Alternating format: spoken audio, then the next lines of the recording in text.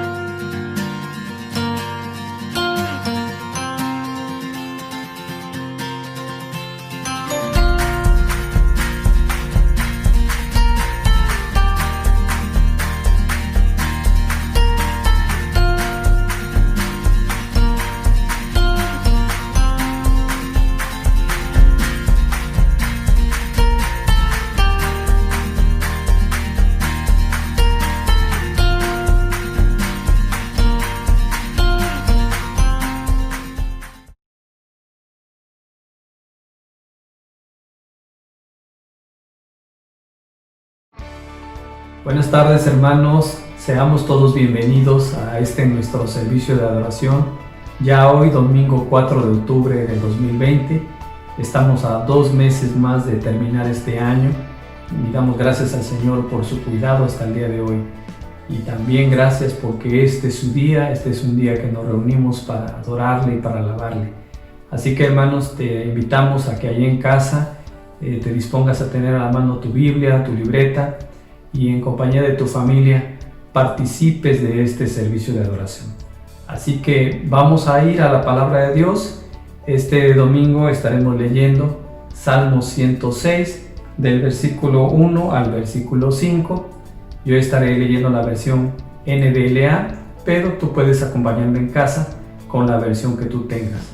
Dice la palabra de Dios: Aleluya, den gracias al Señor porque es bueno, porque para siempre es su misericordia. ¿Quién puede relatar los poderosos hechos del Señor o expresar toda su alabanza? Bienaventurados los que guardan el juicio, los que practican la justicia en todo tiempo. Acuérdate de mí, oh Señor, en tu bondad hacia tu pueblo. Visítame con tu salvación, para que yo vea la prosperidad de tus escogidos, para que me regocije en la alegría de tu nación, para que me gloríe con tu heredad. Amén, hermanos.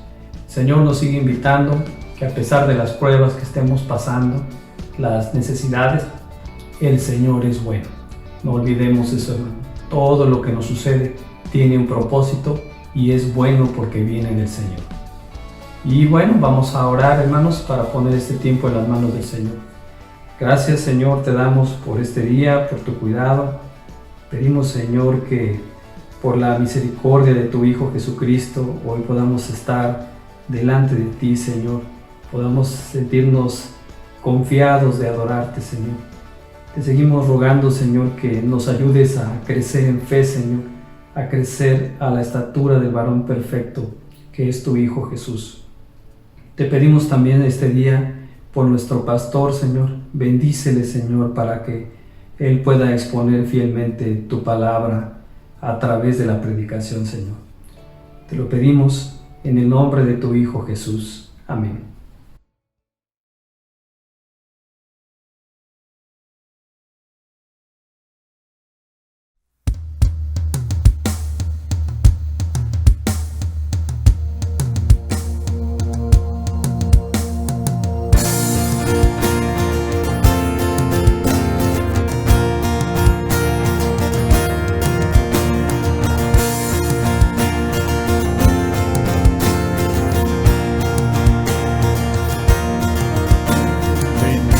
Glorificad a Dios, el Padre del Señor. En Cristo Él nos derramó su eterna bendición. Sin manchas, puros en su luz, nos destinó a ser sus hijos adoptados por la sangre de Jesús. Te daremos la gloria por tu gracia, bondad y amor. Te daremos la gloria, eres el Salvador. Venid, glorificad a Dios, que en Cristo gracia da. Lavadas nuestras culpas son, tenemos redención. En él Dios ya nos reveló su eterna voluntad. Que sea Cristo el Señor, su plan se cumplirá. Te daremos la gloria por tu gracia, bondad y amor. Te daremos la gloria, eres el Salvador.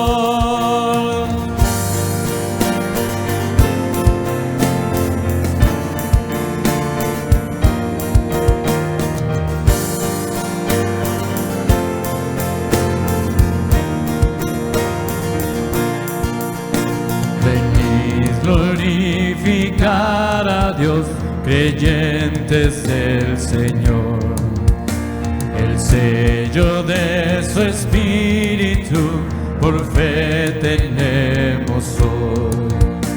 Él garantiza nuestra fe hasta el día final.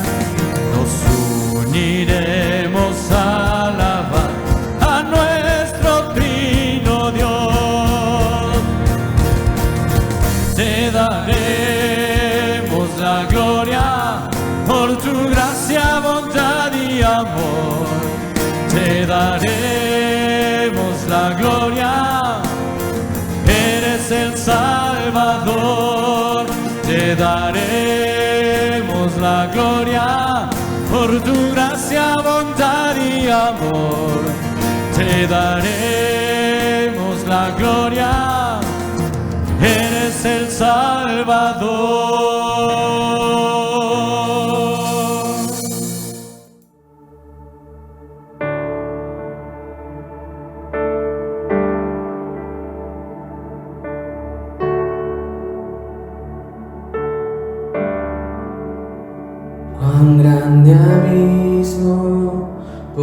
mi pecado, cuán alto monte nos separó. Desesperado miré al cielo y clamé a tu nombre, Dios. En las tinieblas tu amor perfecto atravesó mi oscuridad. Es consumado y el fin escrito, mi esperanza es Jesús. Qué increíble misericordia, incomparable tu gran amor. El Dios eterno se ha encarnado, mi iniquidad Jesús llevó. La cruz ha hablado, soy perdonado, el Rey de Reyes me adoptó. Mi Salvador, soy tuyo siempre, mi esperanza es Jesús.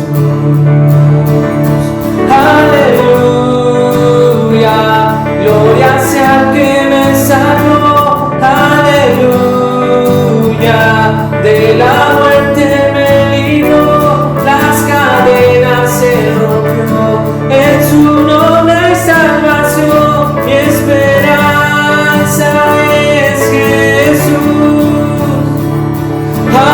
Aleluya, gloria sea al que me salvó. Aleluya, de la muerte me libró, las cadenas se rompió, en su nombre hay salvación, mi esperanza es Jesús. En la mañana del tercer día, mi Jesucristo volvió a vivir. El león rugiente ha declarado, la muerte ya fue vencida al fin.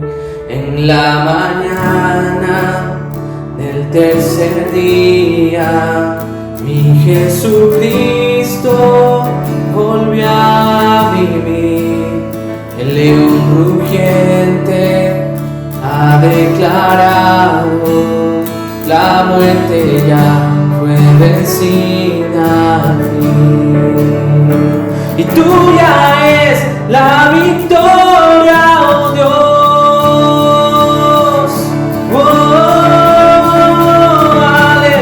aleluya, gloria sea al que me salvó.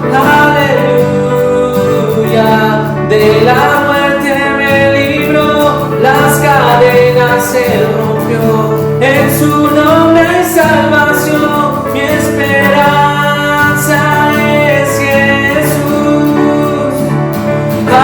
Aleluya, gloria sea al que me salvó. Aleluya, de la muerte me libró, las cadenas se rompió, en su nombre hay salvación, mi esperanza es Jesús. Mi esperanza es Jesús. Mi esperanza es Jesús.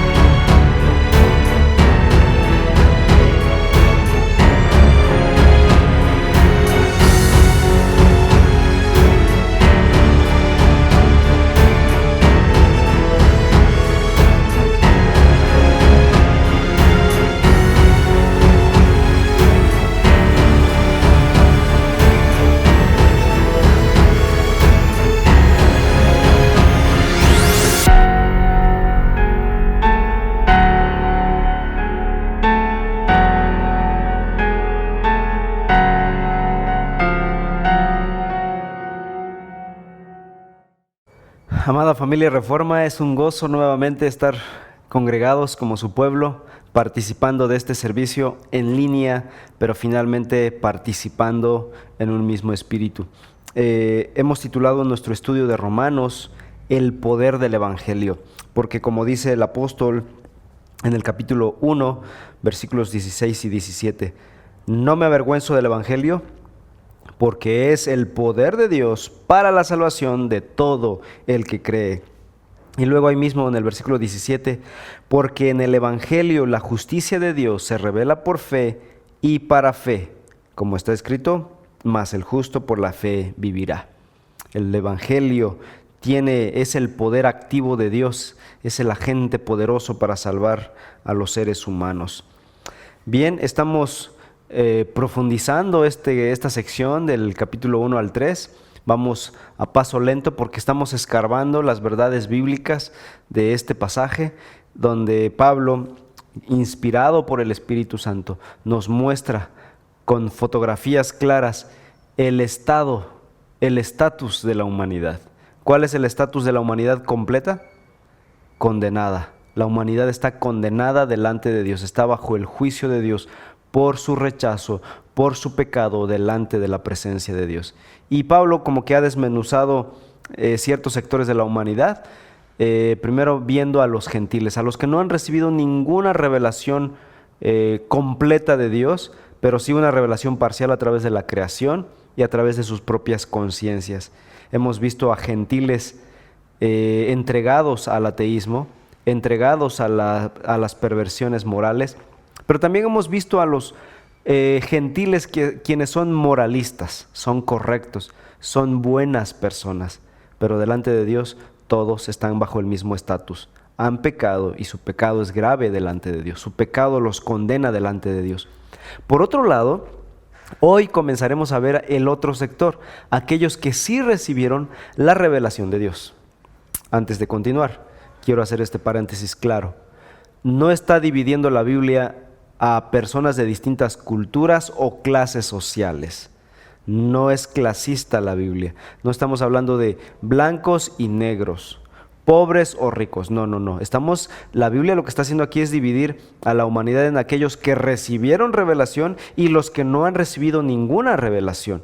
Porque delante de Dios todas las personas de todos los colores, tamaños y culturas en el mundo son igualmente apreciadas por Dios. Dios creó esa pluralidad cultural. Así que simplemente para aclarar este punto. Y hoy nos enfocaremos en aquella cultura que recibió revelación directa de Dios. Recibieron la Biblia, la palabra de Dios, donde Dios reveló claramente su voluntad, los judíos. Hoy vamos a ver entonces, vamos a centrarnos en los judíos. ¿Qué hicieron ellos con la revelación? ¿Tenían ventajas sobre los que no? ¿Qué hicieron ellos? Oremos. Padre Celestial, en esta hora te damos gracias por la vida que nos das. Te pedimos perdón por nuestros pecados y también te suplicamos que nos ayudes a no solo entender tu palabra, sino a vivir tu palabra. Que el Evangelio transforme nuestros corazones. Te lo rogamos en el nombre de Cristo Jesús. Amén. Las personas anhelamos tener seguridad.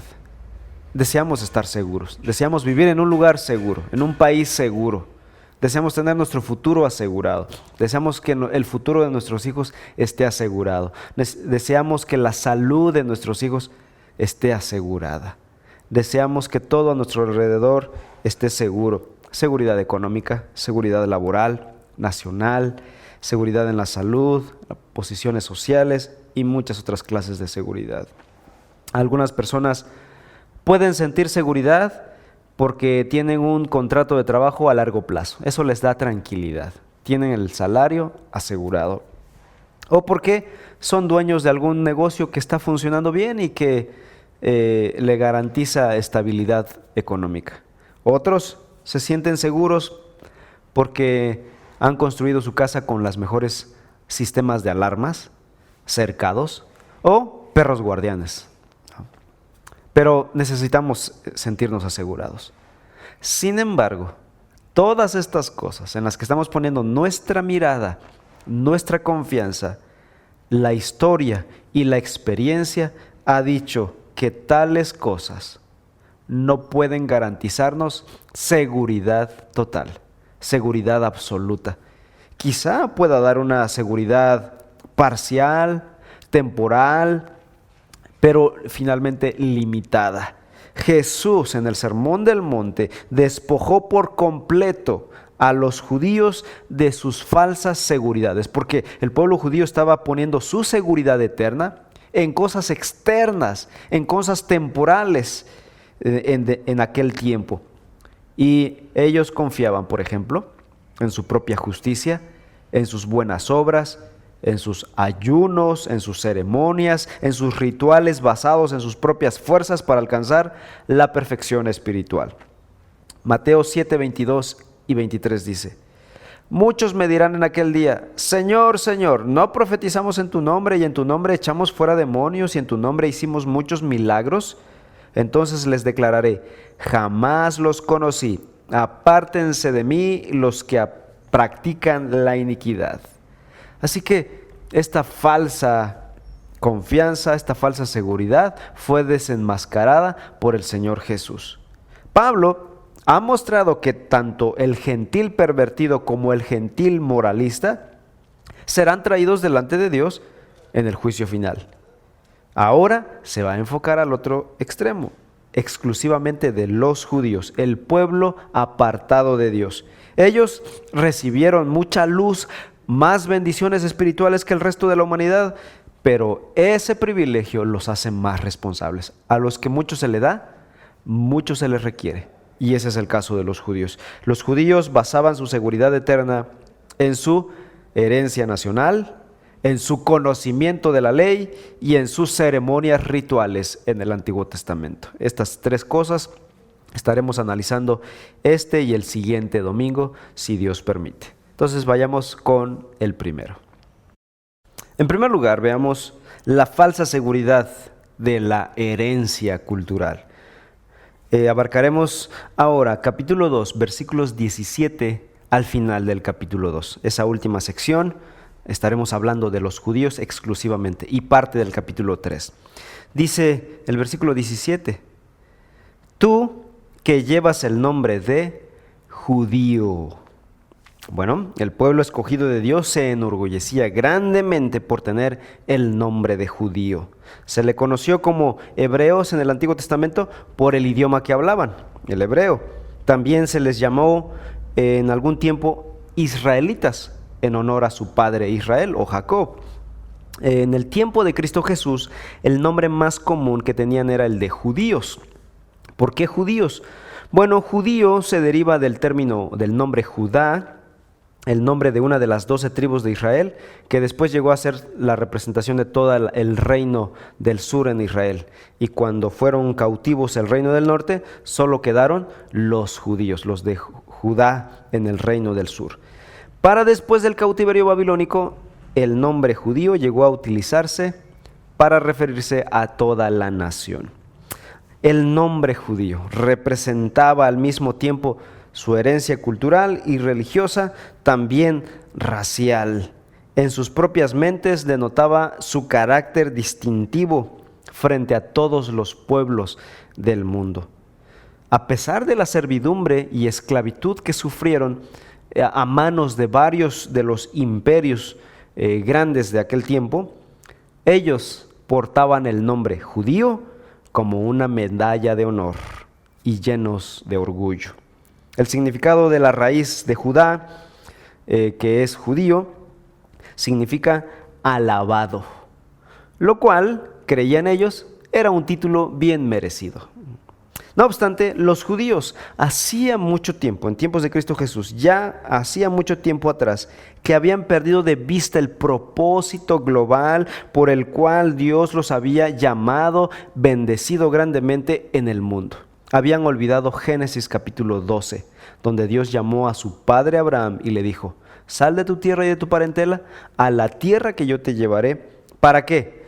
Porque en ti serán benditas todas las familias, todas las naciones de la tierra. Es decir, ustedes serán un canal de bendición para bendecir al mundo. Su misión sería llevar las verdades de Dios, las bendiciones espirituales de Dios al resto del mundo.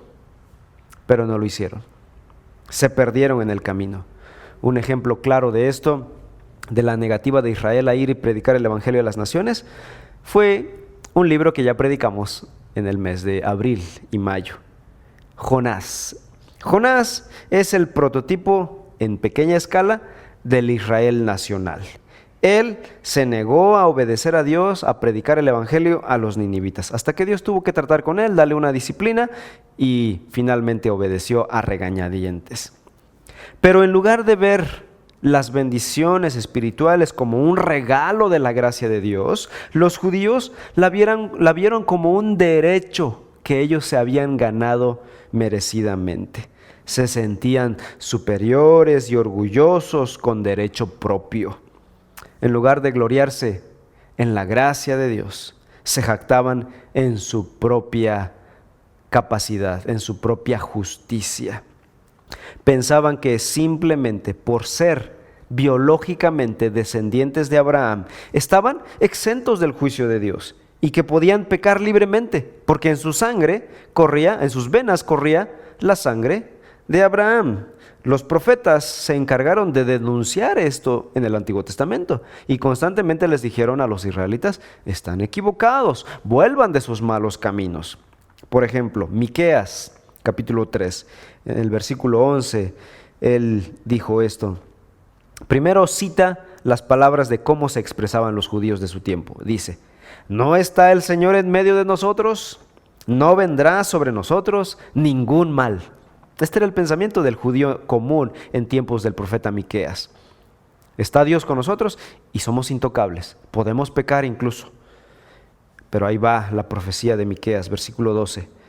Por tanto, a causa de ustedes, Sión será arada como un campo, Jerusalén se convertirá en un montón de ruinas y el monte del templo será como las alturas de un bosque, profetizando la destrucción a manos de sus futuros enemigos, los babilonios. Así que el orgullo que sentían por ser el pueblo escogido de Dios hizo que algunos judíos, básicamente, quedaran ciegos ante la realidad de su condición. Por ejemplo, estaban ciegos a la realidad política de su entorno. Jesús habló con los judíos y les llamó al arrepentimiento. Les predicó las verdades evangélicas para que ellos vinieran a Él y se arrepintieran. En el capítulo 8 de Juan vemos que los líderes religiosos judíos se rehusaron a creer en Cristo y recibir el Evangelio porque estaban ciegos a su condición política. Vean, Juan 8:31 en adelante. Entonces Jesús decía a los judíos que habían creído en Él: si ustedes permanecen en mi palabra, verdaderamente son mis discípulos y conocerán la verdad y la verdad los hará libres. Pero vean la respuesta de estos judíos en este tiempo. Ellos le contestaron: somos descendientes de Abraham y nunca hemos sido esclavos de nadie. ¿Cómo dices tú, serán libres? Ahora, esta pregunta parece ser mentira. Y tú dices: ¿en realidad estás preguntando lo que preguntaste? ¿No quisiste decir otra cosa? ¿Cómo que no han sido esclavos de nadie? Oye, pero la historia dice que ustedes primero fueron esclavos en Egipto, después fueron llevados al reino del norte por los asirios, después los judíos fueron llevados por los babilonios, después vinieron los griegos y ahorita están subyugados por Roma. Son una provincia romana a quienes pagan tributos, y no pregúntenle a Mateo el publicano. Y es que el orgullo, el pecado, la soberbia nos hace ciegos a nuestra condición. Ellos estaban enceguecidos a su condición política, pero no solo estaban ciegos a su condición política, peor aún, estaban ciegos a su realidad espiritual. Y este es un problema de la humanidad en general. El orgullo, el pecado, la maldad nos puede hacer ciegos a nuestra propia maldad, a nuestro propio pecado. Como decíamos en otras predicaciones, el orgullo nos hace magnificar el pecado ajeno y minimizar el pecado personal. Ese es el orgullo. Vivimos en una mentira. Y entonces Jesús les dice en el versículo 34, en verdad les digo que todo aquel que comete pecado es esclavo del pecado. ¿Qué les quiso decir? Son esclavos no solo de Roma, sino también de su propio pecado. Son doblemente esclavos. No solo son esclavos, son doblemente esclavos. Y los judíos creían que ellos eran libres tanto políticamente como espiritualmente. ¡Wow! Esto es una situación terrible, porque pensaban que eran libres y en realidad Jesús les abre los ojos, o bueno, lo intenta, porque esta gente necia no aceptó, y vamos a ver cómo termina la historia. El punto es que esta gente pensaba que tenía libertad política y espiritual. Estaban convencidos de que por ser descendientes físicos de Abraham, los hacía herederos del reino en automático. Entrarían al cielo como judíos con todo y zapatos. Pero Jesús los corrigió. Más adelante, ahí mismo en Juan capítulo 8. Si tienes tu Biblia en Juan capítulo 8, por favor ayúdame a leer el versículo 39 en adelante, donde dice, ellos le contestaron, Abraham es nuestro padre. Jesús les dijo, si son hijos de Abraham, hagan las obras de Abraham. Pero ahora me quieren matar a mí, que les he dicho la verdad que oí de Dios. Esto no lo hizo Abraham. Jesús les dijo, si Dios fuera su padre, en el versículo 42, me amarían porque yo salí de Dios y vine a Él, pues no he venido por mi propia iniciativa, sino que Él me envió. Versículo 43.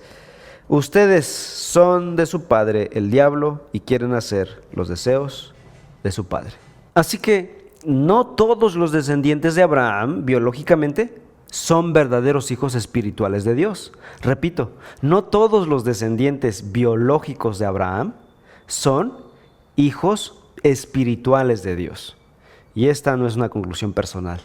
Pablo mismo lo va a decir aquí mismo en Romanos, capítulo 9, versículos 6 y 7. Porque no todos los descendientes de Israel son Israel, hablando espiritualmente. No son todos los descendientes del Israel físico, son el Israel espiritual. Luego Gálatas, versículo 7 ahí mismo. Ni son todos hijos por ser descendientes de Abraham. Ahora, Gálatas 3:7. Por tanto, sepan que los que son de fe, estos son hijos de Abraham. No todos los descendientes biológicos de Abraham serán hijos de Dios. ¿Quiénes son todos los hijos de Dios? Aquellos que han creído, es lo que dice Gálatas. Sepan que los que son de fe, estos son hijos de Abraham. Y en Gálatas 3 es una explicación maravillosa del Evangelio, de cómo las personas pueden creer en Cristo y llegar a ser parte de la familia de Dios. Jesús entonces, en el capítulo 8 de Juan, desarticula por completo esa falsa seguridad que los judíos tenían en su propia herencia biológica, racial y religiosa. Eran hijos de Abraham y creían que eran hijos de Dios y tenían garantizado el cielo y que escaparían del juicio de Dios por simplemente ser hijos biológicos de Abraham. Y Jesús les aclara que no es así. Juan 8:59 ahora. ¿Cómo reaccionó esta turba, esta gente? Primero, tenían un rostro de piedad escuchando las palabras del maestro, pero después se convirtieron en una turba violenta por lo que estaban escuchando. 59. Entonces tomaron piedras para tirárselas, pero Jesús se ocultó y salió del templo. Los líderes judíos, esta gente aquí intentó matar a Jesús y después, unos días después, unos meses después, realmente lo lograrían. Matarían a Jesús por denunciar su falsa seguridad. Estaban confiando en una falsa base de salvación. Juan el Bautista había hecho lo mismo. Había denunciado la falsa seguridad de los judíos. En Mateo 3:9 le escuchamos predicar. Y no piensen que pueden decirse a ustedes mismos, tenemos a Abraham por padre. Y vean lo que dice Juan el Bautista. Porque les digo que Dios puede levantar hijos a Abraham aún de estas piedras. Y También Juan fue decapitado, fue muerto por su predicación. Es increíble cómo nos podemos engañar, cómo podemos depositar nuestra confianza en falsas seguridades. Muchas personas piensan que están a salvo del juicio de Dios simplemente por haber nacido en una familia cristiana. Sus padres fueron cristianos, sus abuelos fueron cristianos, sus bisabuelos, y hay una herencia ahí que se sienten que se acredita a ellos. O simplemente porque pertenecen a una iglesia. Dicen, soy salvo porque asisto a tal iglesia, ¿no? O por haber hecho una profesión de fe. No, un día hace tantos tiempos pasé al frente en un culto evangelístico y yo creo que soy salvo por esas cosas. ¿Saben? De acuerdo a las Escrituras, una persona que es criada en un hogar cristiano no es salva gracias a esa herencia. Tampoco el bautismo de una persona garantiza su salvación, ni otro criterio externo. Solamente la fe en Cristo Jesús, solamente cuando una persona viene a Cristo Jesús en arrepentimiento de sus pecados, reconociendo su propia maldad, su propio pecado, Él es pecador delante de Dios, confiesa, no hay peros, no hay justificación, confiesa su maldad y dice, Dios, tú eres digno de condenarme, me arrepiento de mi pecado, he ofendido tu santo nombre, perdóname, pero creo en el sacrificio que hizo tu Hijo en la cruz por mi pecado. Arrepentimiento y fe. En ese momento, cuando Dios ve el corazón, no solo las lágrimas externas, si Dios ve que en el corazón hay una conversión genuina, Dios procede a perdonar, procede a justificar. Y en ese momento esa persona es perdonada, es justificada, es salvada. Una nueva criatura empieza a vivir en ese momento. Y comienza la nueva historia de la vida cristiana. Hermanos, no podemos confiar en ninguna otra cosa. Quizá confiar para la vida temporal, pero no desmedidamente. No gastemos nuestras energías confiando en el dinero, confiando en las personas, en las cosas, en los sistemas, en las cosas materiales, terrenales, temporales. Deposita tu confianza plenamente en la persona del Salvador, en aquel que ya murió por nosotros. No en alguien que está haciendo promesas a futuro, sino en alguien que ya hizo algo en el pasado por nosotros. La segunda falsa seguridad que los judíos tenían era la seguridad del conocimiento. Ellos creían conocer la ley verdadera de Dios y con eso ser salvos. Ahora, esto es parte de la verdad, pero no es toda la verdad. Vamos a leer el resto del versículo 17, estamos en Romanos 2, restos del versículo 17 al 24, donde dice, y te apoyas en la ley, que te glorías en Dios y conoces su voluntad, que apruebas las cosas que son esenciales, siendo instruido por la ley, y te confías en que eres guía de los ciegos, luz de los que están en tinieblas, instructor de los necios, maestro de los faltos de madurez, que tienes en la ley la expresión misma del conocimiento y de la verdad. El resto lo veremos la próxima semana. Pero en estos versículos vemos cómo los judíos, el pueblo judío, se gloriaba de tener la revelación de Dios y conocer la revelación de Dios. Ahora, esa es una bendición. Esa fue una bendición para el pueblo de Israel, tener la revelación de Dios en sus manos. El problema no era tener la revelación de Dios. El problema era, ¿qué harían con esa revelación? Recuerden, al que mucho se les da, mucho se le requiere, mucho se le exige. En esta segunda seguridad falsa, Pablo menciona el conocimiento de la ley. La palabra ley representa aquí al Pentateuco, los primeros 5 libros de nuestra Biblia, que contienen la revelación que Dios dio a Moisés en el Sinaí y toda la travesía desde Egipto hasta la tierra prometida en Deuteronomio, y toda la narrativa de la creación, por supuesto.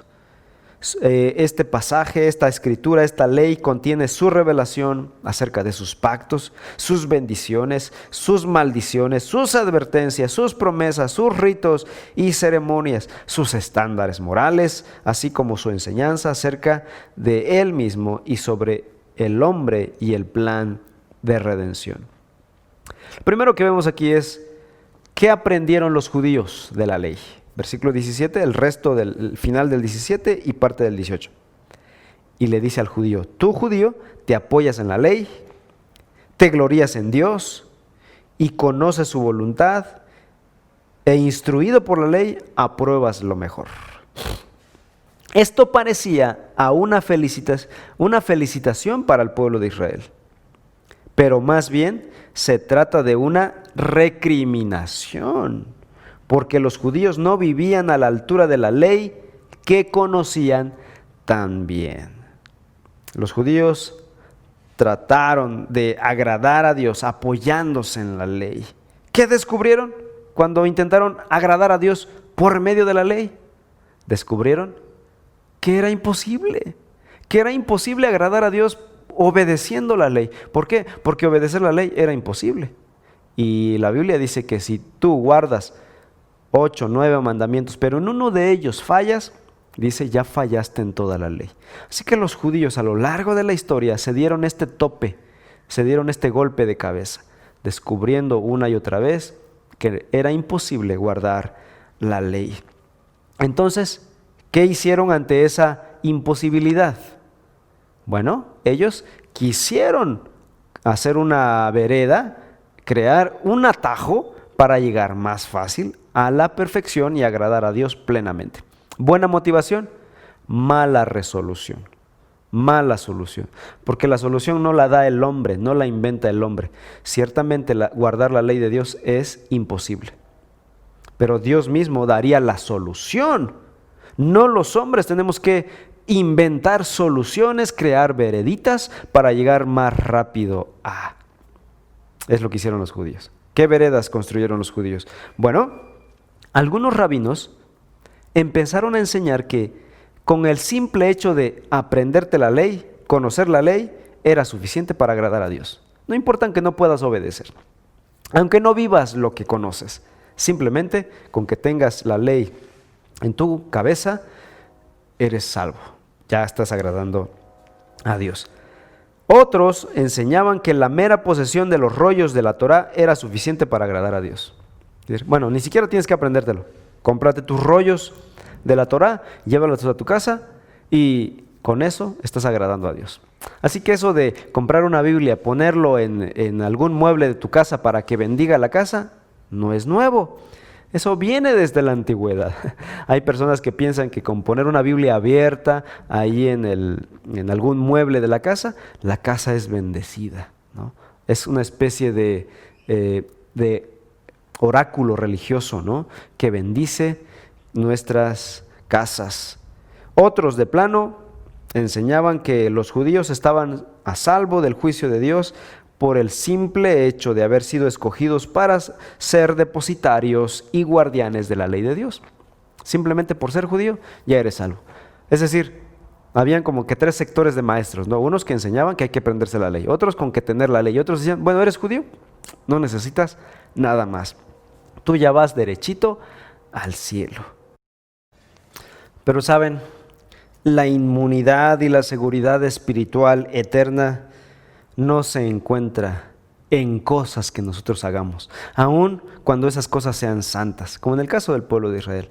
Aprenderse la ley de Dios, la revelación santa de Dios, o tener los rollos, o asistir al templo, o ser parte del ritual judío, ni la obediencia a las verdades divinas son lo que nos produce inmunidad espiritual. No, necesitamos algo mayor que eso. Nuestros pecados son tan grandes, tan profundos, que necesitamos que alguien más perdone nuestros pecados. Jeremías 7, versículos 7 al 3 dice: así dice el Señor de los ejércitos, el Dios de Israel: enmienden sus caminos y sus obras, y haré que ustedes moren en este lugar. No confíen en palabras engañosas que dicen: este es el templo del Señor, el templo del Señor, el templo del Señor. Porque si en verdad enmiendan sus caminos y sus obras, si en verdad hacen justicia entre el hombre y su prójimo, y no oprimen al extranjero, al huérfano y a la viuda, ni derraman sangre inocente en este lugar, ni andan en pos de otros dioses para su propia ruina, entonces haré que moren en este lugar, en la tierra que di a sus padres, para siempre. Es decir, aquellos que dicen, estamos en el templo del Señor, somos inmunes, no hay pecado en nosotros. El profeta les dice, ¿saben qué? No es suficiente. Enmienden sus caminos. Bueno, regresando a Romanos 2. Dice, te glorías en Dios, versículo 17. No significaba precisamente que los judíos impíos amaban a Dios y se gloriaban en Dios. Solo decían que se gloriaban en Dios, pero para ganarse gloria propia, para vanagloria propia. Es decir, yo adoro a Dios verdadero. Esa no es verdadera gloria en Dios, eso es vana gloria. Y Pablo aquí está siendo meticuloso, fino en sus preceptos con respecto a una descripción fina de los judíos. Y es que Dios no ve solo las acciones externas, hermanos. Dios ve el corazón. Podemos decir, yo adoro al Dios verdadero, asisto a una iglesia reformada, bíblica y todo lo demás, pero no vemos las intenciones del corazón. Dios, sí. En el versículo 18 dice que los judíos conocen su voluntad. Los judíos presuntuosos y justos en su propia opinión se sentían satisfechos con el simple hecho de conocer la voluntad de Dios, sin obedecerla. Conocían lo que Dios demandaba, lo que Dios prohibía, lo que Dios castigaba, pero se rehusaron a vivir conforme a esa verdad. Por lo tanto, rehusaron el remedio contra su pecado. Y es que cuando una persona no acepta su enfermedad, su problema, será difícil que acepte la solución, la cura. Por lo tanto, ese conocimiento, en lugar de salvarles, se convirtió en un juicio contra ellos. Versículo 18 dice, instruidos por la ley. Ahora en el versículo 18 dice, instruidos por la ley. Los judíos también se mantenían aprendiendo la ley de forma continua. Eso es algo que tenemos que reconocer del pueblo judío. Tanto en el hogar como en las sinagogas, los niños judíos muy tempranamente aprendían de memoria la ley de forma sistemática, intensiva y profunda. Y no solo los rabinos, sino también muchos otros hombres judíos memorizaban extensas partes del Antiguo Testamento que a menudo recitaban en público como demostración de su piedad. La palabra sabiduría en la Biblia significa conocimiento aplicado a la vida diaria, mientras que para los griegos sabiduría era tener mucho conocimiento. O sea, son dos concepciones diferentes. Para el judío, para el hebreo, por la palabra de Dios. La palabra de Dios define sabiduría como conocimiento que aplicas, que vives diariamente. Para la concepción griega es saber mucho. Ese es un sabio, el que sabe mucho. Pues en tiempos del Antiguo Testamento, los judíos trataron de practicar el concepto bíblico de sabiduría, es decir, conocer, pero aplicar a su vida. Pero en tiempos del Nuevo Testamento, en tiempos de Cristo, muchos judíos, especialmente los líderes religiosos, habían aceptado la concepción griega de sabiduría. Es decir, intencionalmente o no, comenzaron a contentarse con el mero hecho de conocer la ley de Dios y perdieron el deseo de obedecerla. Su problema era que sabían mucho, pero obedecían poco. ¿Cuál es tu caso, mi querido hermano? ¿Eres de los que te ves en la palabra de Dios, en el espejo de la palabra de Dios y corriges tu vida, tus desaciertos a la luz de la palabra? ¿Tratas de aplicar lo que escuchas de la palabra, de lo que lees en la palabra? ¿O simplemente lees por leer para saber más, pero tu vida sigue igual, como hace tanto tiempo? ¿Aceptas la concepción bíblica de sabiduría? Porque lo poquito que puedas saber de la palabra ya lo estás aplicando a tu vida. Eso es sabiduría. Pero si lo que quieres es solo conocer más y saber más, esa es una concepción gentil, equivocada de sabiduría. Versículos 19 y 20 dice, y te confías en que eres guía de los ciegos, luz de los que están en tinieblas, instrucción de los necios, maestro de los faltos de madurez, que tienes en la ley la expresión misma del conocimiento y de la verdad. Los judíos no solamente se sentían seguros en lo que conocían, sino también en lo que enseñaban.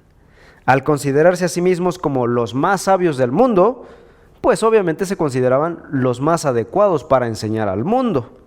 Ellos eran maestros de la humanidad, maestros de los gentiles. Pero sus repetidas actos de idolatría, su infidelidad continua para con Dios y su desobediencia a la palabra de Dios, lo descalificaban para ser el maestro de la humanidad, para ser el maestro de los gentiles.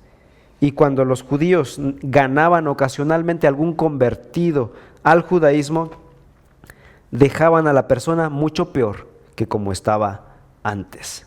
Mateo 23:15 dice: ay de ustedes, escribas y fariseos, hipócritas, que recorren el mar y la tierra para hacer un prosélito, y cuando llegan a hacerlo, lo hacen hijo del infierno 2 veces más que ustedes. En vez de ayudarlo, lo empeoran. En lugar de dirigir a los gentiles, en lugar de dirigir a la humanidad a creer en Dios, a depositar su confianza en el Dios verdadero, los líderes judíos los ahogaban con sus tradiciones legalistas de fabricación humana, la tradición rabínica. Más que la palabra, les daban la tradición rabínica. Pues en estos 2 versículos 19 y 20, Pablo menciona que hay 4 áreas en las que muchos judíos se consideraban maestros de la humanidad. En primer lugar, dice el versículo 19, confías en que eres guía de los ciegos. Los judíos en general y los escribas, especialmente los fariseos particularmente, se veían a sí mismos como guías espirituales de sus hermanos judíos indoctos y de los paganos gentiles, a quienes ellos llamaban ciegos. Pero debido a su orgullo, a su hipocresía, a su legalismo, Jesús los acusó de ser guías, pero ciegos. Guías ciegos, les dijo Jesús en Mateo 23. Así que un ciego intenta guiar a otro ciego. Lejos de estar calificados para guiar a los ciegos y llevarlos por buen camino, ¿a dónde los iban a llevar? Obviamente, a la tumba, a la condenación. Un ciego guiando a otro ciego, hablando espiritualmente. Así que los gentiles, con esos judíos, no tenían oportunidad. En segundo lugar, versículo 19. Los judíos se consideraban a sí mismos luz de los que están en tinieblas. Ahora, ciertamente Dios había llamado a Israel para que fuera luz en el mundo. Y de hecho, Dios nos ha llamado a la iglesia para ser luz en el mundo. Sin embargo, el pueblo de Israel, al ser orgulloso, cretino y bastante soberbio, obviamente estaba en las mismas tinieblas que el pueblo gentil. Tercero, el judío legalista se enorgullecía de ser instructor de los necios. Versículo 20. Y es que los judíos consideraban a los gentiles como necios o indoctos, no enseñados. Cuarto, versículo 20, se consideraban maestros de los faltos de madurez. Los faltos de madurez, obviamente, los gentiles, las personas prosélitas del judaísmo, quienes no tenían madurez espiritual. Ellos se consideraban la autoridad espiritual para enseñarles. ¿Cómo termina el versículo 20? Que tienes en la ley la expresión misma del conocimiento y de la verdad. Sin duda alguna, los judíos tienen en la ley la revelación de la ciencia y de la verdad, como dice aquí. Eso es una verdad ineludible. Ellos tuvieron el privilegio de tener la santa ley de Dios, la santa revelación de Dios, mientras el resto de la humanidad estaba en tinieblas. Ellos tenían la luz de Dios. Esa fue una bendición, una ventaja para el pueblo de Israel. El problema es que ellos no supieron cumplir su misión cuando recibieron la revelación de Dios. Su interpretación de esa ley, su aplicación práctica de esa ley, lo hicieron equivocadamente.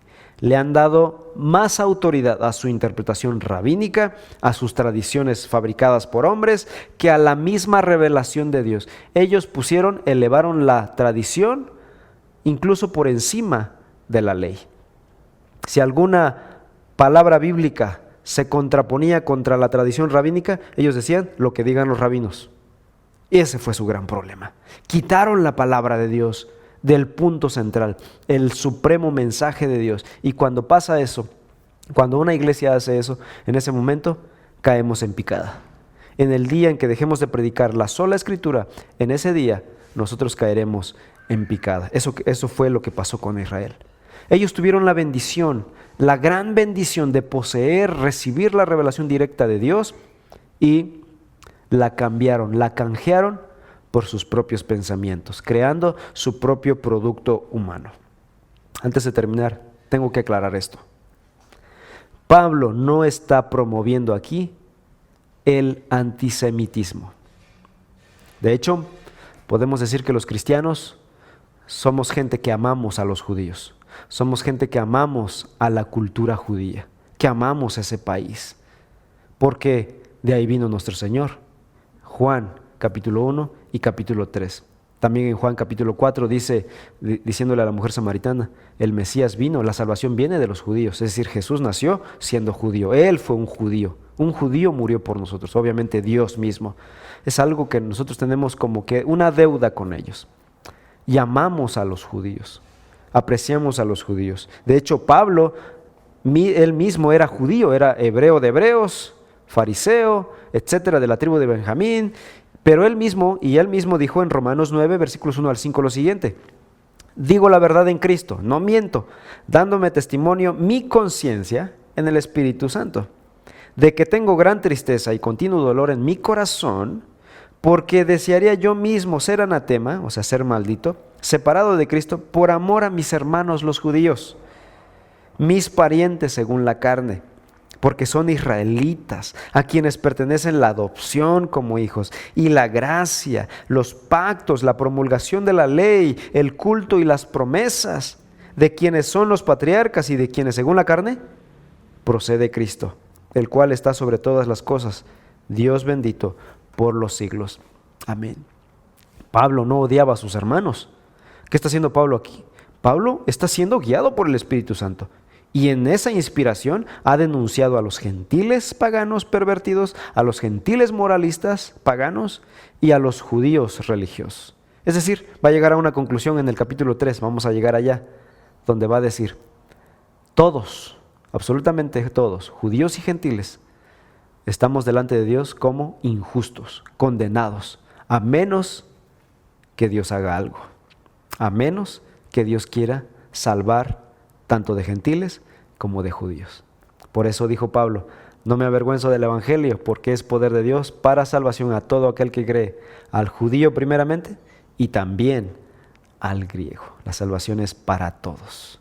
No estamos hablando de racismo ni de inclusividad o exclusividad en este asunto. Estamos hablando de la condición espiritual de la humanidad delante de Dios. Y los judíos son una nación a los que los cristianos amamos y por quienes deberíamos orar. Conclusión. Al ver este cuadro que pinta la Escritura, lo único que nos salva es el Evangelio de nuestro Señor Jesucristo, específicamente la obra de Cristo en la cruz del Calvario. Yo espero que a estas alturas tú puedas estar totalmente convencido y que ya no estés confiando en nada más que en la obra consumada de Cristo Jesús en la cruz. Es tu única salvación, tu única seguridad eterna. Cristo Jesús, nuestro Señor, nuestro Salvador, y a Él sea toda la gloria. Oremos. Padre eterno, gracias por haber enviado a tu Hijo a morir en la cruz por nuestros pecados. Te alabamos, Señor, te damos toda la gloria y todo el honor por salvarnos de nuestra condenación segura y eterna.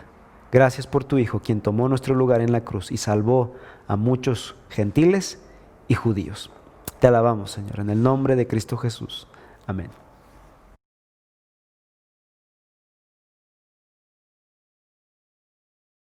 Gloria al Señor. Amén. Confesamos que somos del Señor, que Él nos ha comprado con su sangre preciosa y que a Él pertenecemos. Tuyo soy.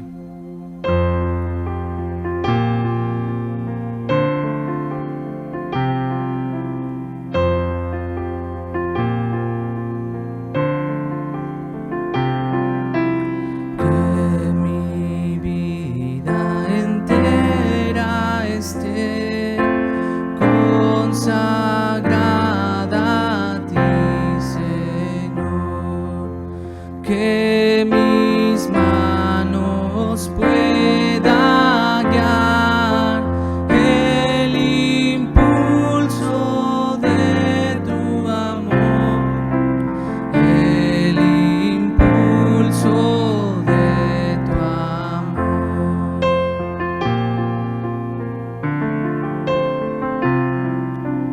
Que mis pies tan solo en de lo santo puedan ir, y que a ti, Señor, mi voz se complazca en bendecir, se complazca en bendecir.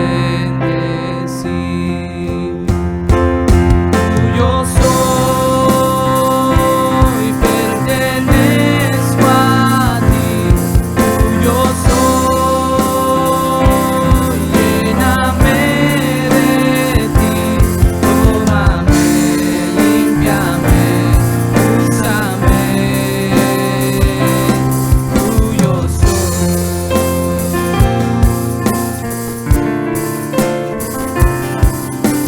Que mis labios al hablar hablen solo de tu amor, que mi tiempo todo esté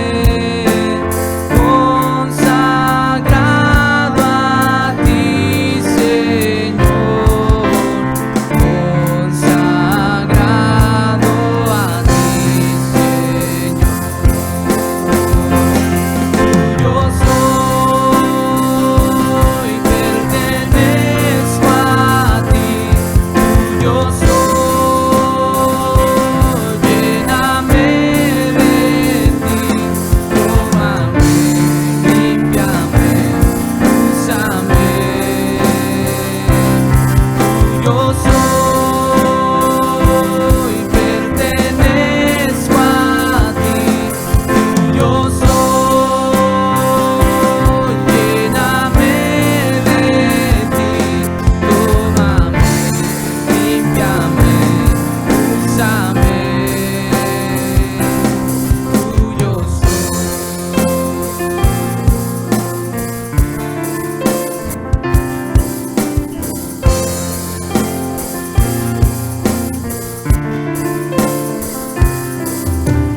Toma, oh Dios, mi voluntad y hazla tuya nada más. Toma así mi corazón y tu trono en él tendrás, y tu trono en él tendrás.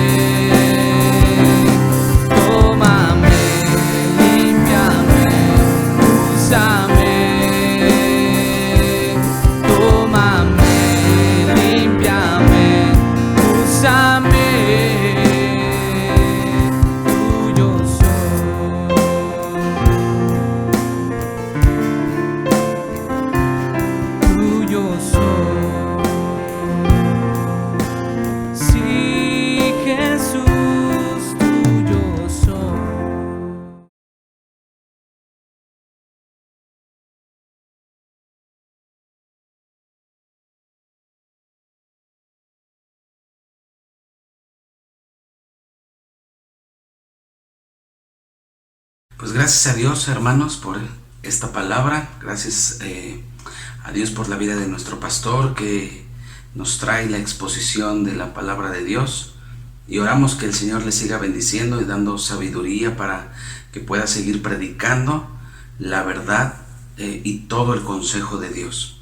Así que, hermanos, pues recordemos que seguimos con nuestras transmisiones en línea todos los domingos en punto de las 12 del mediodía a través de nuestro canal de YouTube y en nuestra plataforma de Facebook, para que estemos a punto y puntuales para nuestras reuniones, para nuestros servicios de adoración. Recordemos que nuestros servicios, o más bien la transmisión, empieza desde las 11:45 para que tengamos estos 15 minutos para poder compartir el link y la transmisión en vivo a todos nuestros familiares, amigos, vecinos, conocidos, compañeros de trabajo a quienes les estemos compartiendo el Evangelio, y también compartirlo en nuestra cuenta de Facebook, en nuestra cuenta de Instagram, en nuestra cuenta personal de Twitter, para aquellos que usamos las redes sociales.